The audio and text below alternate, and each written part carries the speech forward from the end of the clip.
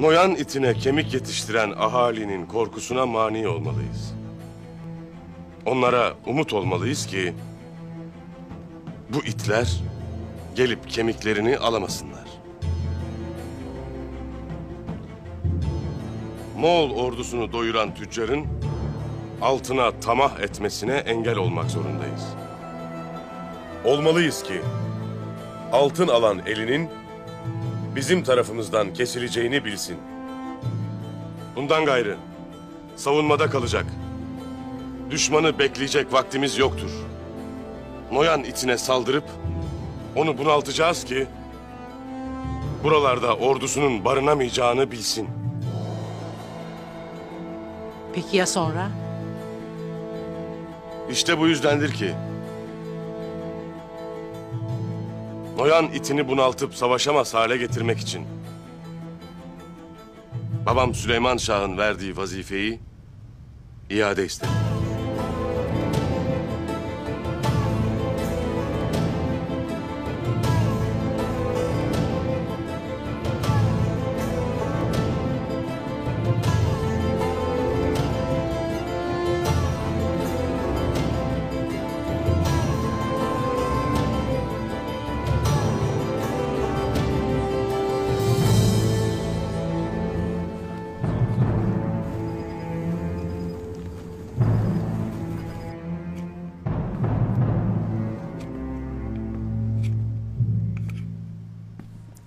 Daha ne kadar sürecek bu toy?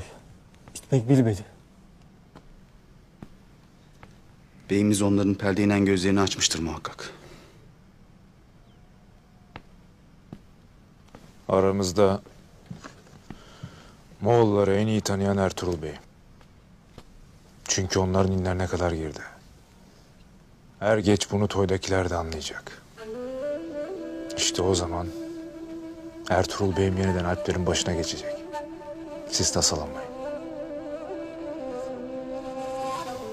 Ertuğrul Bey'in sözlerinde hakikat ışıl ışıl parlamakta. Lakin bu iş nasıl olacak bilemedim. Noyan'ın askerlerini besleyen tüccarlara engel olmak, civardaki köylere destek vermek, casusların izini sürmek, bunlar hiç kolay değil. Lakin imkansız da değil. Ertuğrul Bey'in sözleri beni de etkiledi. Doğru der.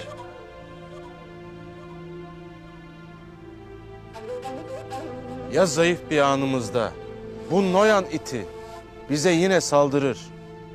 Kadınlarımızı, çocuklarımızı, alplerimizi katleder. Hayvanlarımızı telef ederse o vakit ne yapacağız? Savaştayız abi. Gerekli tedbirleri almak zorundayız. Sen ne tedbirinden bahsedersin Ertuğrul Bey? Bir alpin canı, kılıç tutan elidir.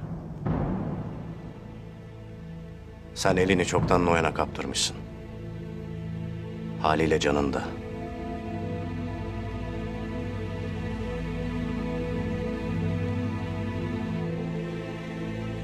Daha kılıç tutamayan bir alpin alplere komuta etmesi nerede görülür?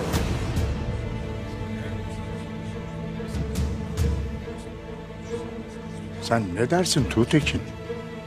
Ağzından çıkanı kulağın duyar. Onu bana değil, Artuk Bey'e sorun beyim. Artuk, doğru mudur? Doğrudur beyim. Çivi çakıldığında eli çok zarar görmüştür. Düzelir mi, düzelmez mi bilemem. Lakin kış bitip de savaşa gidinceye kadar düzelmeyeceği bellidir.